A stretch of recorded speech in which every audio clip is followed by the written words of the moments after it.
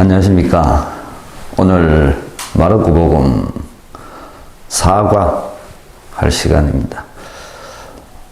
문제 잘 풀어보셨죠? 제가 누누이 강조드립니다만 미리 문제를 푸는 게 굉장히 중요합니다. 내가 문제를 푸는 과정 중에 내가 가지고 있는 성경에 대한 이해 지평이 넓어질 수가 있습니다. 이게 무슨 답을 요구하는 것일까? 어떤 답을 원하는 것일까? 이런 것들을 자꾸 생각하는 과정 중에 내가 성경을 보는 눈이 달라지게 되는 겁니다. 그래서 막연하게 수업 듣는 것만으로는 충분하지 않습니다. 어쨌든 간에 내가 뭔가를 알아가기 위해서, 뭔가를 연구하기 위해서 노력하는 과정들이 내가 가지고 있는 기본적인 내 생각을 넓게 만드는 방법이기 때문에 문제를 열심히 연구하고 풀어보는 것이 굉장히 중요한 일입니다. 그리고 덧붙여서 말씀드리자면 이 문제가 완전한 문제가 아닙니다. 내가 알고 있는 어떤 교우분의 한 분이 내가 이 문제를 한번 보여준 적이 있는데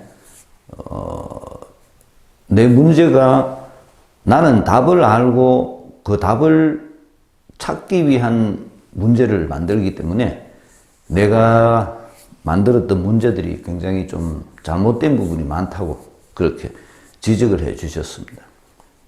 그러니까 여러분들도 문제를 풀면서 그 문제가 가지고 있는 잘못, 좀 이따가 우리가 다시 마지막 부분에 다시 문제 풀이를 하면서도 말씀드리겠습니다만은 문제가 가지고 있는 잘못된 부분들을 지적을 해 주시고 그거를 좀 더 완전한 문제로 만들어 갈 수 있도록 같이 노력해 주실 것도 부탁드립니다.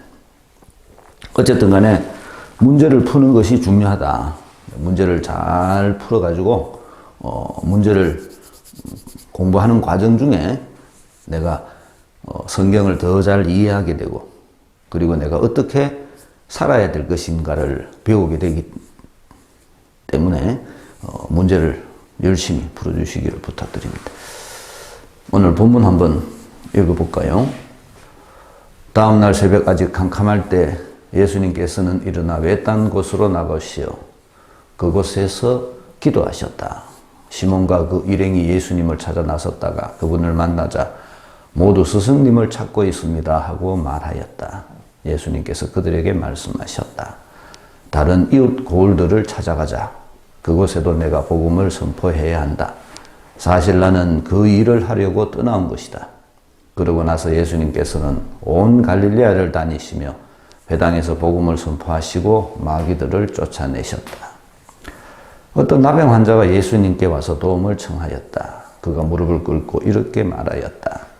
스승님께서는 하고자 하시면 저를 깨끗하게 하실 수 있습니다. 예수님께서 가엾은 마음이 드셔서 손을 내밀어 그에게 대시며 말씀하셨다. 내가 하고자 하니 깨끗하게 되어라. 그러자 바로 나병이 가시고 그가 깨끗하게 되었다. 예수님께서는 그를 곧 돌려보내시며 단단히 이르셨다. 그에게 이렇게 말씀하셨다. 누구에게든 아무 말도 하지 않도록 조심하여라. 다만 사제에게 가서 네 몸을 보이고 네가 깨끗해진 것과 관련하여 모세가 명령한 예물을 바쳐 그들에게 증거가 되게 하여라.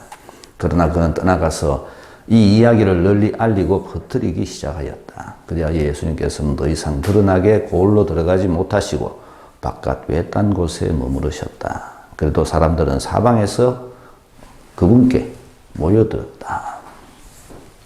오늘 1장 마지막 부분입니다.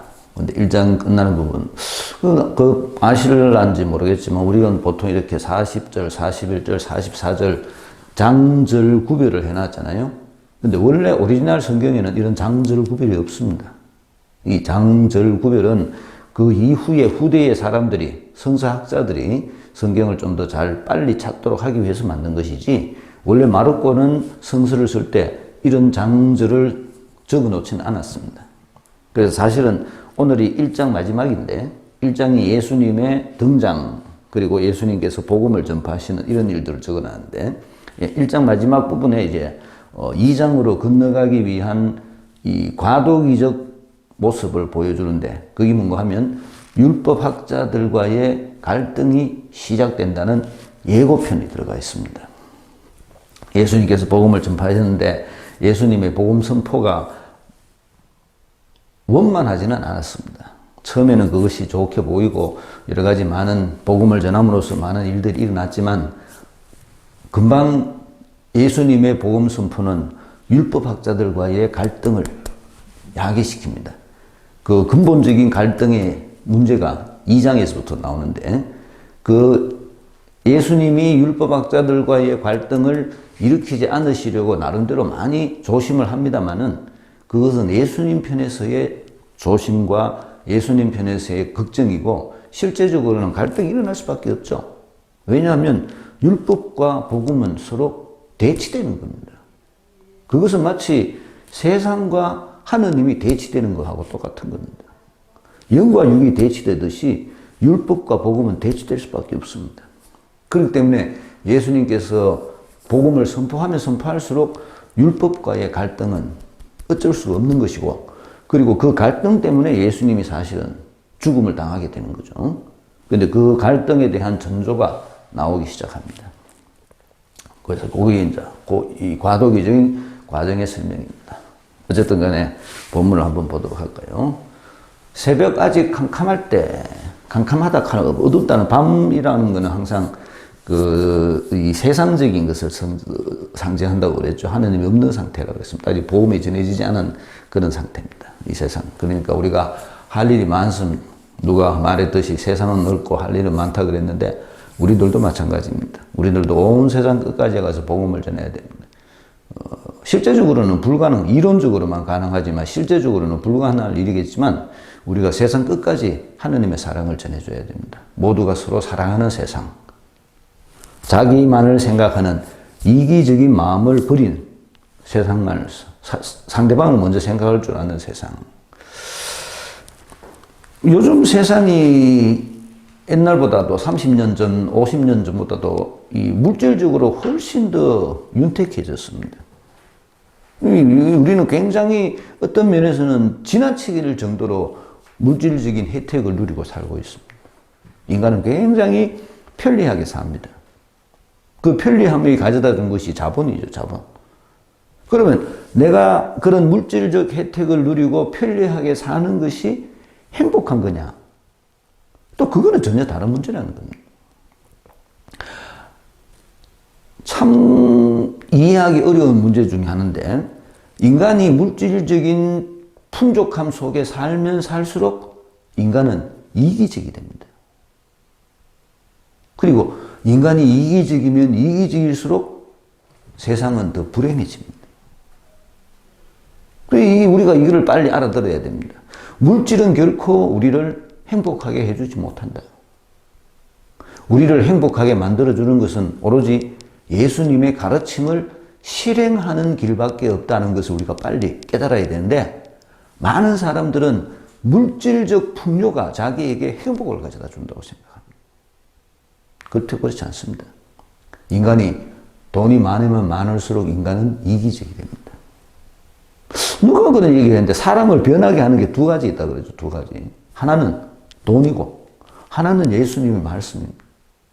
그런데 예수님의 말씀을 듣고 사람이 변하는 것은 좀 어렵습니다. 그런데 돈이 생기면 사람은 금방 변합니다. 로또 1등 되면 그 다음에 어떡하죠? 도망갑니다. 왜? 다른 사람들 와서 돈 돌려 갈까 싶어가. 자기는 도망갑니다. 부자가 되면 친구를 만납니까? 안 만납니다. 그거를 아셔야 됩니다. 물질적 풍요 때문에 인간은 더 지만 생각하는 자기 중심적인 사람이 됩니다. 그리고 자기 중심적인 사람이 되면 될수록 다른 사람이 나에게 내가 원치 않는 것을 하도록 하는 것을 못 견뎌합니다. 그게 이기적인 사람의 특징입니다. 지 마음대로 안 되면 모든 걸 다 파괴해버려야 돼요. 오로지 지 욕심. 오로지 지 욕심만을 위해서 살게 됩니다. 그게 참 극단적인 모습인데 그런 극단적인 모습이 다른 사람들에게 엄청난 피해를 야기시키는 겁니다. 그게 세상입니다. 그 세상에 우리는 하느님의 사랑을 전해줘야 됩니다. 그게 복음입니다. 예수님께서 그런 일을 하셨다는 겁니다. 단순히 세례를 주고 성당에 오고라는 그런 문제하고는 차원이 다릅니다. 교황 바오로 6세께서 선포하신 현대의 복음선교 그 선언문에 분명히 그렇게 얘기를 하고 있죠. 복음을 전한다는 것은 단순히 세례를 주는 것이 아니고 복음적 가치로 이 세상을 변혁시켜야 된다. 우리는 그 일을 해야 됩니다. 어떤 면에서 지금 이 시간이 우리들이 복음을 전해야 될 가장 소중한 시간일 겁니다. 정말로 하느님의 사랑을 필요로 하는 세상. 이기심에 가득 차 있는 이 세상에 우리는 하느님의 사랑을 선포해 줘야 됩니다. 그것이 교회가 해야 될 일입니다. 하느님의 사랑을 선포할 뿐만 아니라 하느님의 사랑을 보여줘야 됩니다. 우리가 그 일을 하기 위해서 노력을 해야 된다는 겁니다. 예수님께서도 그렇게 하셨다는 거죠. 예수님께서 일어나 외딴 곳으로 가셔서 그곳에서 기도하셨다. 이 기도라는 단어도 참 문제가 많은 단어 중에 하나인데, 왜냐하면 많은 사람들은 기도를 비는 거로 생각합니다. 내가 하느님한테 뭔가를 청하는 거, 하느님께 내 소원을 아뢰는 거, 이런 거를 기도라고 생각합니다. 나는 그거를 기도라는 단어를 쓰지 않습니다. 그냥 빈다고 표현합니다. 빈다. 그건 인간이 가지고 있는 육체적 본능입니다. 하느님을 알지 못하는 사람도 길을 가다가 차가 자기에게 달려들면 아이고 하느님 이렇게 얘기를 합니다. 하느님을 모르는 사람도 그렇게 말합니다. 본능적으로 그렇게 말하는 겁니다. 내가 어떤 어려움에 처했을 때, 어떤 위기가 닥쳤을 때 뭔가 모르게 자기도 모르게 절대자를 찾습니다. 본능. 그거는 그냥 비는 건 기도라고 말하지 않습니다. 진짜 기도는 하느님과의 자기 동일성 시간입니다. 말이 어려운데 어떻게 설명해야 되는가 하면, 하느님이 나에게 주신 사명을 자각하는 시간이 기도입니다. 그래서 이런 그런 의미에서의 기도하는 기도는 엄밀히 말하면 에너지 보충하는 시간입니다. 우리가 휴대폰 배터리 다 내면 휴대폰 전기 충전하듯이 내 속에 하느님의 에너지가 들어오도록 만드는 그런 충전의 시간이 기도 시간입니다. 그래서 제가 많이 강조하지만 성경 말씀을 통한 기도가 참 중요합니다. 우리는 자꾸 내가 뭔가를 말을 해야 기도가 된다고 생각하는데 절대 그렇지 않습니다. 내한테서부터 나가는 것이 기도가 아니고 하느님이 내 안으로 들어오는 게 기도입니다. 들어오도록 해야 됩니다. 들어오도록 하기 위해서 내가 마음을 열고 그분의 말씀을 받아들이고 그분 말씀 앞에 앉아있는 거, 이게 기도 시간입니다. 전에 저하고 같이 제자 훈련 했었을 분들 중에서 옛날에 공부했는 것 중에 성경으로 기도하는 시간 있었죠. 예. 우리가 그거를 큐티 그거를 다시 해야 됩니다. 사실은 굉장히 중요한 시간입니다. 큐티 시간이. 내가 성경 말씀을 놓고 이렇게 주제를 정하기 어려우면 다음 주 복음 말씀을 주제를 정해서 그 복음 말씀을 묵상하고 그 복음 말씀 가운데서 내가 어떻게 행동해야 될 방법을 찾는 거, 그게 기도 시간입니다. 다르게 설명하자면 우리가 공동체 모임에서 하고 있는 말씀 나누기 7단계, 그것이 바로 기도 시간입니다. 우리가 그분의 말씀을 듣고 우리가 어떻게 그분의 말씀을 실행할 것인지를 같이 연구하는 시간, 이런 시간들이 기도 시간들입니다. 그냥 지 혼자 지 소원을, 지 마음의 섭섭함을 어떻게 그냥 말하면 푸념하는 시간을 기도 시간이라고 말해서는 안 됩니다. 하느님과 나와의 동일화 작업. 내가 하느님으로 젖어드는 시간. 이 기도 시간입니다. 예수님께서도 그런 기도의 시간이 필요하셨다는 겁니다. 그래서 그분은 자주 기도하러 가십니다. 왜? 자기가 복음 선포를 하기 위한 에너지가 필요하기 때문에 그렇습니다. 내가 무슨 일을 하러 이 세상에 왔는가? 하느님께서는 나에게 내가 어떻게 행동하기를 바라시는가?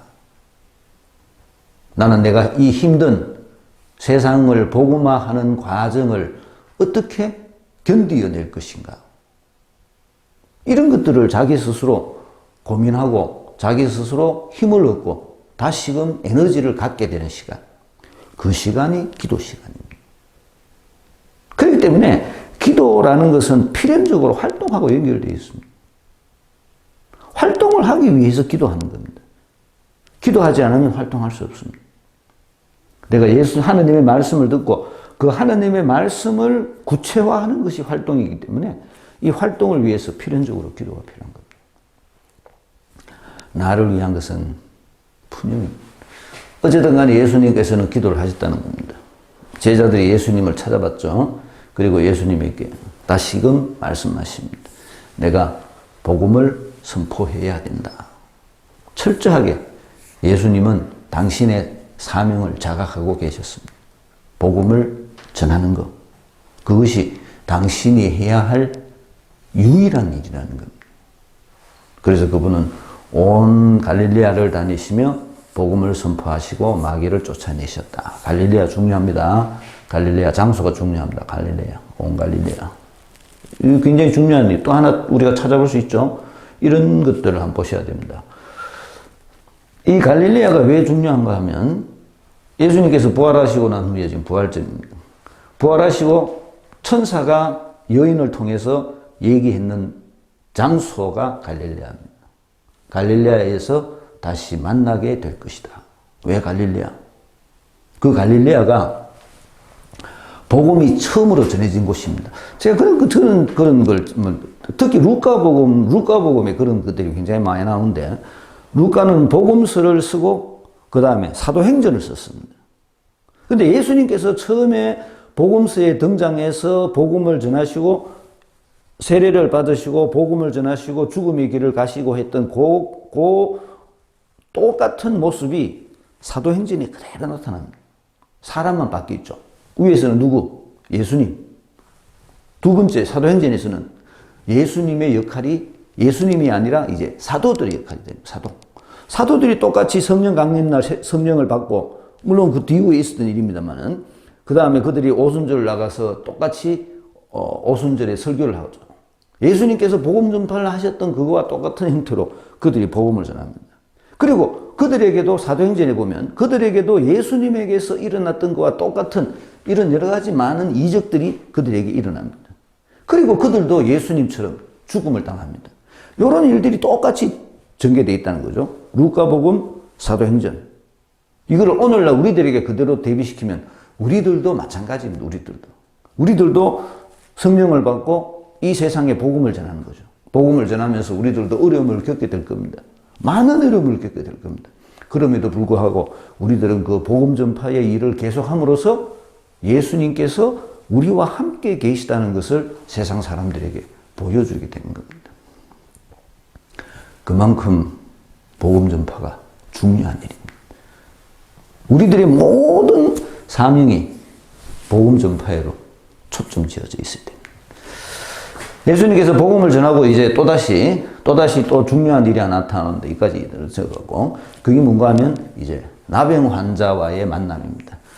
나병 환자, 우리는 그냥 나병하면 나병 문둥병 환자가 와가 예수님한테 병을 나았었던 모양이다 이렇게 단순하게 생각할 수 있는데, 이스라엘 백성들은 메시아가 오셨다는 표징 중 하나가 나병 환자가 낫는 겁니다. 그래서 나병 환자가 나았다라는 요 말은 이분이 바로 메시아시다라는 이야기입니다. 그래서 실제적으로 나병이 나았는지 안 나았는지 그거는 엄밀히 말하면 중요한 문제가 아닙니다. 나았을 수도 있고 안 나았을 수도 있고 그건 알 수 없습니다만은 뭐 설사 나았다 하더라도 실제적으로 그것은 이 저자가 전해주고자 하는 진짜 이야기는 아닙니다. 진짜 이야기는 하고 싶은 진짜 이야기는 뭔가 하면 예수님이 메시아시다라는 겁니다. 메시아가 오면 메시아 시대에 나병이 낫게 된다. 이사야 예언서가 그렇게 말이기 때문에 이제 마르코는 나병 환자가 낫는 일을 통해서 이제 이분이 메시아라는 것을 고백하고자 합니다. 어떤 나병 환자가 예수님께 와서 도움을 청하였다. 근데 사실은 조금 복음서가 조금 문제가 있죠. 왜냐하면 이 나병이 정말로 나병이 아닐 가능성이 굉장히 많은 어떤 영적인 의미에 있어 나병일 가능성이 많은 것이 나병 환자가 예수님께 올 수가 없습니다. 나병 환자는 격리되어 있죠. 격리 따로 절대 예수님한테 올 수가 없습니다. 구약에 의하면 나병 환자는 자기 스스로가 사람들을 만나기 전에 고백하게 되어 있습니다. 나는 나병 환자요. 이렇게 말하게 되어 있습니다. 다른 사람 접촉할 수 없도록, 만날 수 없도록. 왜? 전염되니까. 요즘 우리 코로나 이 사람들 못 만나게 하잖아요. 똑같은 나병. 그렇기 때문에 이 나병 환자는 아마 영적인 나병. 나병의 정세가 뭐죠? 나병은 보기 흉하다는 겁니다. 흉하다. 그렇죠? 눈이 빠지고 제가 신학생 때 5.18 나던 해니까 80년대 여기 포항에 지금 그 없었더라면 포항에 있는 그 흥해 옆에 있는 그 남한자 정착촌에 마산교구에 있는 박창균 신부하고 같이 한 열흘 동안 봉사한 적이 있습니다. 그 사람들은 이제 다 낯선 사람들이죠. 음성 환자들인데도 흉하죠. 보기 흉하죠. 나병이 가지고 있는 첫째 특징이 흉하다. 외적으로 흉해. 두 번째는 따로 떨어져 있어야 됩니다. 소외입니다. 소외. 어떤 상태를 말하는 거냐? 굉장히 이 자기 중심적인 사람. 자기밖에 모르는 사람. 자기 안에 폐쇄되어 있는 사람. 우리 그런 사람들 알죠? 그런 사람들 우리가 보기에 인격적으로 흉한 사람들입니다. 그런 사람들이 사실은 나병 걸린 사람들입니다. 아까 제가 앞에 잠시 얘기했습니다마는 물질적인 풍요가 인간들로 하여금 점점 더 인간이 스스로를 폐쇄하도록 만듭니다. 지밖에 모르도록 만듭니다. 지밖에. 내가 돈이 많아. 내밖에 모르는. 처음에 어제 뉴스에 또 그런 것도 한번 났었던데, 대구 아가씨인가, 어디 아가씨인가, 기차 타고 가다가 음식 먹는데 묵지 마라 했다고. 저 아버지한테 전화해가지고, 내가 누구 집 딸인 줄 아냐? 글쎄요. 누구 집 딸이라도 그렇게 해서 될란가 모르겠다마는 하여튼 그런 표현을 한다는 겁니다. 추한 모습이죠. 근데 그런 추한 모습이 어떻게 해서 생기게 됐느냐? 극단적인 자기 폐쇄입니다. 지밖에 모르는 거죠. 지밖에 모르기 때문에 지밖에 모르니까 다른 사람이 지한테 뭐라고 말하는 것을 못 견뎌합니다. 요즘 차 타고 가다가도 사람들 차선에 낑기 들었다고 차 세워놓고 욕하고 달리들고 두드리 피고 별짓을 다 하잖아요. 그런 현상이 왜 생기느냐? 극단적인 자기 폐쇄입니다. 지밖에 모르는 겁니다. 지밖에 모르기 때문에 더불어 사는 법을 알지 못합니다. 어떻게 해서 사람이 그렇게 됐느냐? 저는 가정교육에 큰 문제가 있다고 생각합니다. 부모가 자식을 그렇게 만든 거죠. 아가 적게 낳았으니까, 귀하니까. 우리야, 귀하네. 잘났다. 그러니까 애는 지밖에 모르는 거죠. 아버지가 모든 걸 다 해결해 주니까, 지 하고 싶은 대로 배고프니까 밥 먹고, 다른 사람이 뭐라 하니까 아빠한테 전화해가지고, 내 밥 먹는데 누워서 옆에서 뭐라 한다. 이런 이 비상식적인 행동을 하게 된다는 거죠. 그런 것들이 나병입니다. 언제 철들겠습니까? 철들겠어요? 그런 인격을 가진 사람에게 복음이 전해져야 됩니다. 우리가 같이 살아야 된다. 사랑하면서 살아야 된다. 내가 다른 사람을 사랑한다는 것은 다른 사람을 먼저 배려하고 생각해 줄 줄 아는 것이다. 이런 거를 우리가 전해줘야 됩니다. 그런 신문에 나오는 그런 사람들의 모습이 어떻게 보면 나병 환자의 모습이라는 거죠. 우리들이 정말로 복음을 전해야 될 곳은 굉장히 많습니다. 어떻게 보면 우리 신자들도 굉장히 이기적이죠. 어떻게 보면. 제가 항상 말씀드리지만 자기 중심적인 신앙이라는 것은 굉장히 이기적인 겁니다. 예수님께서는 절대 우리들에게 이런 신앙을 얘기하지 않았습니다. 그럼에도 불구하고 우리들은 자기만을 생각하고 자기하고 관계되어 있는 육적인 욕구를 해소하기 위한 방법으로 믿음을 사용하는 거죠. 그래서 빨리 우리들이 영의 자녀로 건너가야 됩니다. 영의 자녀로 건너가야만이 복음을 전할 수 있습니다. 사명을 실행할 수가 있습니다. 그래서 영의 자녀로 빨리 건너가야 됩니다. 내가 영의 자녀로 건너가기 위해서 필연적으로 복음을 받아들여야 됩니다. 복음을 받아들이지 않으면 우리는 절대 영의 자녀가 될 수가 없습니다. 어쨌든 이 나병 환자가 그랬다는 겁니다. 예수님께 와서 도움을 청했답니다. 무릎을 ቁ꿇고 스승님께서는 하고자 하시면 저를 깨끗하게 하실 수 있습니다. 사실은 이 나병 환자는 아직 잘 모르죠. 예수님이 누군지를 잘 모르는 상태이기 때문에 이렇게 표현을 합니다. 스승님이라고 표현을 합니다. 사실은 호칭이 아직 미성숙한 상태의 호칭이죠. 성숙한 신앙인은 어떤 주님이라고 표현하죠. 주님. 많은 경우에 또 이 성경을 또 해서 어떤 분들은 우리나라 그리스도교가 현재 우리나라 가톨릭 교회도 마찬가지인데 가톨릭 교회가 80년대에 신자들이 증가하면서 우리들 속에서 생겼던 이상한 현상 중에 하나가 그리스도교, 가톨릭 교회가 세상을 위한 종교가 자꾸 돼간다는 겁니다. 우리나라 남의 종교 이런 얘기를 하면 안 됩니다만, 남의 들은 뭐라 하겠습니다만, 우리나라 개신교회가 가지고 있는 큰 문제 중에 하나가 개신교회 자체가 세상을 위한 종교가 됐다는 겁니다. 세상을 위한 종교가 됐다는 말의 의미가 뭔가 하면 세상적인 욕구를 해소하기 위한 수단으로서의 종교가 됐다는 겁니다. 세상을 극복하기 위한 수단으로서의 종교가 아니라 세상을 위한 종교. 세상 속에서 내가 부를 형성하기 위한 종교. 정말로 세상 속에서 내 소원을 성취하기 위한 수단으로서의 종교의 모습을 가지게 됩니다. 근데 이런 현상이 가톨릭 천주교 내에서도 굉장히 많이 들어왔습니다.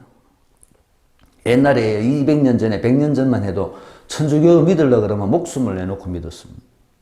순교했거든요. 근데 지금은 세상을 위한 종교, 세상화, 세속화된 종교, 물질을 위한 종교, 이런 것들이 많이 변화됩니다. 그렇기 때문에 기도의 형태가 달라지는 거예요. 세상을 위한 종교니까 하나님한테 자꾸 청하라고 얘기를 합니다. 하나님한테 네가 기도하면 하나님이 네 소원을 들어줄 것이다. 이런 식의 얘기를 자꾸 합니다. 들어주실런가 모르겠습니다만은 실제적으로는 우리는 세상으로부터 자유로워져야 됩니다. 그래서 이렇게 나병 환자가 예수님한테 청해서 나았다는 식으로 얘기를 합니다. 그래서 네가 자꾸 하나님한테 청하면 하나님이 너를 낫게 해줄 것이다 라는 식으로 얘기를 합니다. 실제적으로 이 될는지 안 될는지 모르겠습니다만 하여튼 이런 식의 얘기를 합니다. 그런데 이 나병 환자가 예수님께 청했기 때문에 예수님이 병을 나사주신 게 아닙니다. 그걸 잘 알아야 됩니다. 이 나병 환자의 청은, 어떻게 보면 나병 환자의 청은 예수님께서 그에게 베풀어 주신 은총에 비하면 정말로 세 발의 피입니다. 무슨 일이 있어질지 모르겠습니다. 그냥 하고자 하시면, 표현도 그렇죠. 스승님, 이런 표현도 그렇습니다.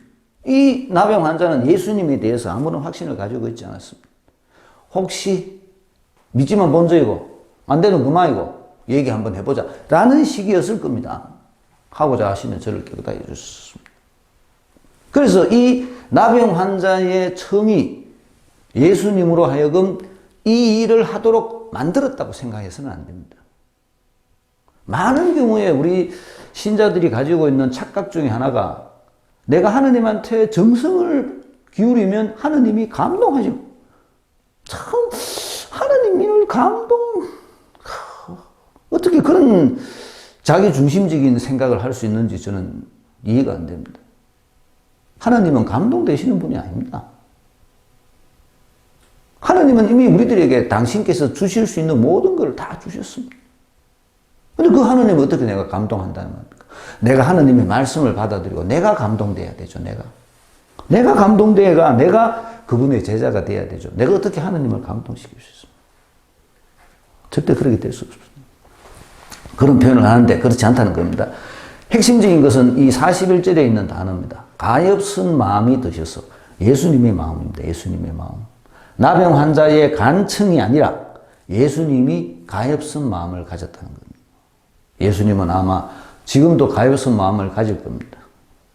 우리들도, 예수님의 영을 가진 우리들도 이 세상을 보고 가엾은 마음을 가져야 됩니다. 그래서 복음을 전해야 됩니다. 가엾은 마음을 가지기 때문에 내가 물질적으로 너를 도와준다는 것이 아니라 하느님의 사랑을 전해줘야 됩니다. 그래서 그가, 예수님께서 그에게 말씀하십니다. 내가 하고자 하니 깨끗하게 되어라. 나병이 가시고 깨끗하게 되었다. 행동을 하셨죠. 손을 내밀어 그에게 대셨다. 손을 내밀어 그에게 대셨다. 요거는 뭔가 하면 이 접촉이라고, 접촉. 인격적 교감. 요 접촉이라는 성경에 이런 부분이 많이 나오는데 요 접촉이 복음이 전해졌다라는 표시입니다. 예수님에게 있던 복음이 손을 통해서 이 나병 환자에게 전해졌다는 겁니다. 건너갔다는 거죠. 건너갔다는 거죠. 복음이 건너갔다는 거죠. 그러니까 이 나병 환자가 복음을 받아들였다. 그 표시입니다. 복음을 받아들였다. 그러니까 그에게 그 어떤 변화가 나타나는 거죠. 그래서 병이 나았다는 겁니다. 깨끗하게 되었다. 핵심적인 거는 그가 손대는 것이 핵심이 아니고 말씀하신 것이 핵심, 말씀하신. 깨끗하게 되어라. 내가 하고자 하니 깨끗하게 되어라라는 이 말씀이 나병 환자를 깨끗하게 만들었다는 겁니다. 말씀의 성취. 그 말씀, 예수님의 말씀이 이루어졌다는 거죠. 그러면서 그에게 44절에 보면 44절에 그에게 이렇게 말씀하십니다. 아무에게도 가지 말고 사제에게 가서 몸을 보이가 증거를, 율법을 지켜라. 그렇게 얘기를 합니다. 율법을 준수해라. 왜냐하면 율법학자들과의 문제가 일어나는 것을 원천하시기 때문에 그렇습니다. 율법에서 정하는 대로 그렇게 하여라고 말씀하셨지만 그래도 이 병이 난 이 사람은 나가서 퍼뜨렸다는 거죠. 이 나가서 퍼뜨리는 것도 자연스러운 현상입니다. 복음을 받아들인 사람은 복음을 전하게 되어 있습니다. 왜? 그 복음이 내 속에서 움직이기 때문에 내가 전하지 않을 수 없는 거죠. 내가 복음을 듣고도 아무런 느낌이 없다. 그 사람은 복음을 안 받아들인 겁니다. 듣는 척. 다음에 봅니다만은 씨 뿌리는 비유. 똑같은 이야기입니다. 복음을 듣는 척. 내가 이때까지 성당에 다니지만 실제적으로 복음을 받아들이기 위해서가 아니라 나의 세상적인 욕구를 내 중심적인 신앙 속에 갇혀 있는 한 나는 절대 복음을 받아들이지 않습니다. 내가 복음을 정말로 마음을 열고 복음을 받아들여야만이 내 중심적인 신앙에서 벗어날 수가 있습니다. 내가 내 중심적인 신앙에 머무는 한 나는 미안한 얘기지만 복음을 받아들일 수가 없습니다. 문제풀이 해보겠습니다. 1번. 예수님은 당신 사명 수행을 위해 언제나 기도하셨습니다. 확인해 봅시다. 그렇죠? 외딴 곳으로 나가셔서 기도하셨다. 사명 수행을 위한 기도입니다. 2번. 신앙은 사명 수행임을 나는 깨달았습니까? 이런 좀 이 OX적인 질문이 사실 좋은 질문이 아닌데, 근데 하여튼 이렇게 물었습니다. 한번 생각해 보십시오. 신앙은 사명 수행입니다. 이걸 빨리 알아야 됩니다. 그래야만이 내가 사명을 수행하는 행동, 사명 수행의 행동이 내가 복음을 받아들인 사람이라는 표시가 되고, 사명 수행의 행동이 내가 하느님의 영을 가진 사람이라는 표시가 됩니다. 그래서 사명 수행을 해야 됩니다. 사명 수행이 없는 신앙은 신앙이 아닙니다. 엄밀히 말하면. 그거는 내가 사명을 수행하지 않고 신앙을 가졌다고 말한다면 그 신앙은 지극히 자기중심적인 신앙입니다. 지만을 위한 신앙. 예수님하고 상관없습니다. 3번. 사람들이 예수님을 찾는 이유가 세상 소망과 영원한 삶 중 어느 쪽으로 기울어 있습니까? 이것도 좀 질문이 좋은 질문 아니죠? 한번 생각해 보십시오. 어떤 것들이 좋은 질문일까? 4번. 예수님은 한 곳에 머무시기를 거절하십니다. 이유가 무엇입니까? 복음을 전해야 되죠. 복음을. 근데 사람들은 자꾸 한 곳에 머무르라 합니다. 5번. 우리들은 가끔씩 예수님을 독점하려는 나쁜 경향을 나타냅니다. 언제일까요? 예수님을 독점하고 싶은 마음 언제 듭니까? 내중심의 신앙이 있을 예수님을 독점하려고 합니다. 내중심의 신앙일 때. 6번. 나병 환자는 확신이 없는 발언을 하였습니다. 근거. 확신이 없는 발언. 그렇죠? 스승님 하고자 하시면 이런 표현들이 확신이 없는 근거입니다. 그러나 예수님은 그의 내면 생각과는 달리 나병 환자를 낫게 하십니다. 무엇 때문에 그렇게 하셨습니까? 예수님께서 나병 환자를 낫게 하신 이유는 가엾은 마음이 드셨다는 겁니다. 예수님은 세상 모든 사람을 보고 가엾은 마음이 듭니다. 8번. 무엇이 나병 환자를 깨끗하게 만들었습니까? 행동입니까? 말씀입니까? 말씀입니다. 그렇죠? 복음서는 나병 환자의 치유를 통해 무엇을 말하려고 합니까? 누가복음 7장에 나오는 얘기입니다. 이분이 메시아시다라는 것을 얘기합니다. 나병의 특징을 살펴봅시다. 영적으로 어떤 상태가 나병일까요? 보기 흉하다 그랬죠? 그리고 폐쇄된 거라고 그랬습니다. 11번. 예수님께서 사제에게 가라고 말씀하신 이유는 무엇일까요? 레위기서에 나옵니다. 율법을 준수해라 합니다. 율법과의 갈등을 피하기 위해서 그렇습니다. 문제풀이를 해보니까 마르코 4장에 있는 사과 이 문제가 별로 좋은 문제는 아니네요. 가서 다시 한번 연구해 보시고, 혹시 좋은 문제로 바꿀 수 있으면, 좀 수정하셔가지고, 저에게 연락 주시면 감사하겠습니다. 오늘 사과 마치도록 하겠습니다. 안녕히